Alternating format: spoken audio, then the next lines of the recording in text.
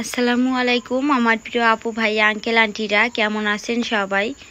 আশা করি যে যেখানে আছেন সবাই ভালো আছেন, সুস্থ আছেন। আলহামদুলিল্লাহ আমরাও ভালো আছি।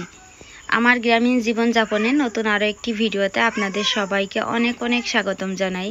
আজকে সোমবার 2 সেপ্টেম্বর। তো আমার মা বিকালবেলায় যে দেখেন গাড়িতে উঠে বসলো। আমরা এখন সবাই মিলে যাচ্ছি মাকে বাড়িতে দিয়ে আসতে। তো আমি যাচ্ছি কারণ হচ্ছে মাকে বাড়িতে দিয়ে এসে আমার দরকারি কিছু জিনিসপত্র কিনে নিয়ে আসবো শহর থেকে, যার কারণে রাফি রাব্বুর বললাম যে আমিও যাব। তো যাই হোক, এই তো মা, আনাস, রাফি ওরা সবাই গাড়ির ভিতরে, আর সামনে অনেক কাদা, যার কারণে আমি পরে গাড়িতে উঠবো আর কি।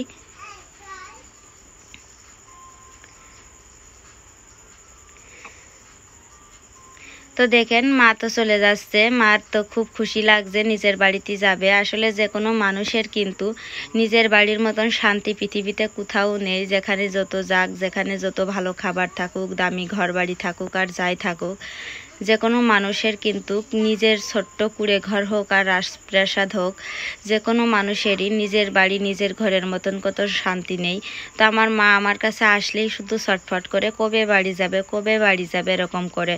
তো যাই হোক, মাকে 2-3 দিন আমি মানে জোর করেই রাখছিলাম। মা বলছিল আমি বাড়ি যাব।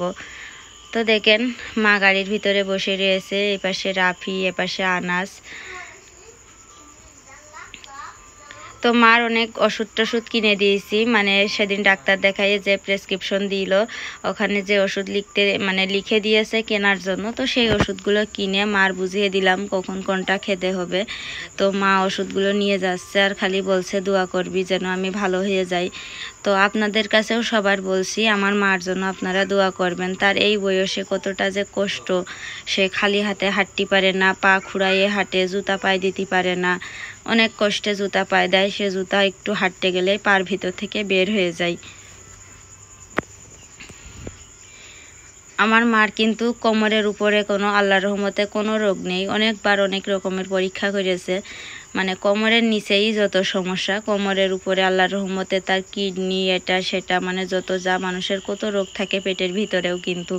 তো আমার মার আল্লাহর রহমতে কোনো রোগ নেই ভিতরে। আল্লাহ মানে আলহামদুলিল্লাহ, খুব আল্লাহর কাছে শুক্রিয়া যে পেটের উপরে কোনো রোগ নেই, সব কিছু ভালো আছে, কিন্তু যত সমস্যাই কোমরের নিচেই।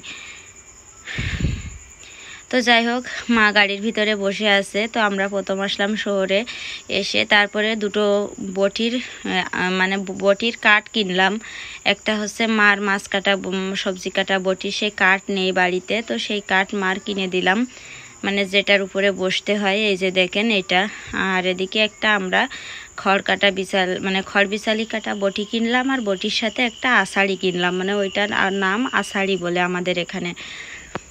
তো 2টা আষাঢ়ি, একটা বটি কিনলাম, সাথে একটা ছোট্ট চুলা কিনেছি। সেটা তো গতকাল ভিডিওতে আপনাদেরকে বলিলাম যে আমি একটা ছোট্ট চুলা কিনে নিয়ে আসছি বাহিরে রান্না বাড়া ভিডিও করার জন্য, মাঠের ভিতরে আর কি। তো দেখেন আমরা কিন্তু মাদের বাড়িতে গেছি অফ ক্যামেরায়, ওখানে যেয়ে কোনো ক্যামেরা অন করিনি কোনো একটা কারণে।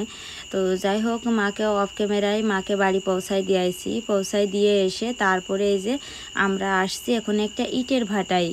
তো অনেক দূরে ইটের ভাটাটা, তো আমাদের মানে যেখানে বাড়ি সেখান থেকে প্রায় 2 ঘন্টার পথ। তো সেখান থেকে ইটের ভাটায় আসতে আসতে রাত হয়ে গেছে। রাত বলতে বেশি রাত না, সন্ধ্যা রাত আর কি। তো দেখেন আমরা একদম মেন হাই রোড, যে ঢাকা খুলনা, তারপরে কুষ্টিয়া, ফরিদপুর, তারপরে আমাদের ঝিনাইদহের উপর দিয়ে একদম মেন হাই রোডে আমরা বসে আছি এখানে গাড়ির ভিতরে। আর রাফি রাব্বুর পাঠাইছি ইটের ভাটায়। তো ইটের ভাটায় পাঠাইছি ইট কেনার জন্য, কারণ আমরা কিন্তু গোয়াল ঘর করব। আমার খুবই মানে ইচ্ছা যে একটা গোয়াল ঘর করব এই বেতনের টাকা থেকে।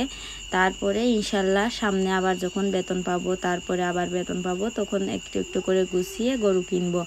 তো আগে যেহেতু একটা গোয়াল ঘরের প্রয়োজন, আর টাকাগুলো ঘরে রাখলেও খরচ হয়ে যায়, এই জন্য আমি ভাবছি যে মেহমান টেহমান সবই হয়ে গেছে, বিদায় করা, কেনাকাটা, বাজারঘাট করা সবই হয়ে গেছে। এখন অবশিষ্ট যে টাকাগুলো আছে সেটা দিয়ে আমি একটা গোয়াল ঘর বানিয়ে। তো এখন ইটের যে দাম, মানে 2 মাস আগে আমরা ঘর প্লাস্টার করছি, যখন ইট কিনিলাম যে দামে, এখন তার থেকে 6,000 টাকা করে বেড়ে গেছে। মানে তখন কিনিলাম 19,000 টাকা গাড়ি, এক গাড়ি ইটের দাম 19,000 টাকা। আর এখন এক গাড়ি ইটের দাম 25,000 টাকা, মানে 6,000 টাকা বেড়ে গেছে। তো আমাদের এখানে গাড়ির হিসাব করে ইট কেনে মানুষ, মানে এক গাড়িতে 2,000 ইট থাকে। তো যাই হোক, অনেক দাম ইটের, যার কারণে রাফির আব্বু চলে আসলো, বলছে ইট কিনা লাগবে না, গোয়াল ঘর করা লাগবে না। কিন্তু আমার তো ইট কিনতেই হবে, গোয়াল ঘর করতেই হবে। ও বললে তার হবে না, আমার কিনতেই হবে, কারণ আমার এই সামনের ভবিষ্যৎ, ছেলে দুটোর ভবিষ্যৎই আমি গোয়াল ঘর করবো, তারপর গরু কিনবো, তারপরে সেই গরু লালন পালন করে সেখান থেকেই আমার ভবিষ্যৎ বা আমার সেখান থেকেই সব কিছু আমার স্বপ্ন।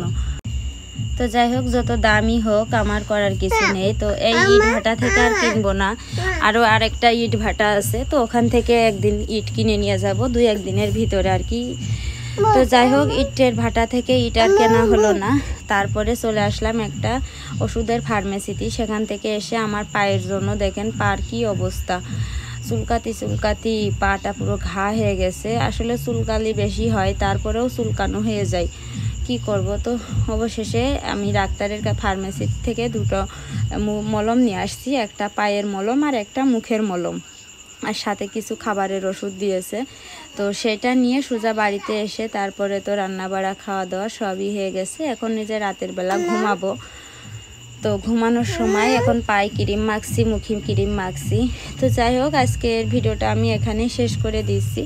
তো আমার প্রিয় আপু ভাইয়া আঙ্কেল আন্টিরা সবাই ভালো থাকবেন, সুস্থ থাকবেন। আর আপনাদের মূল্যবান সময়টা দিয়ে আমার ভিডিওটি দেখার জন্য আপনাদের অনেক অনেক ধন্যবাদ জানাই, এবং সবার জন্য অনেক অনেক দোয়া রইল। তো আপনারা আমার জন্য সবাই দোয়া করবেন। তো ইনশাল্লাহ বেঁচে থাকলে আবার আগামীকালকের ভিডিওতে দেখা হবে, কথা হবে। আল্লাহ হাফেজ, আসসালামু আলাইকুম।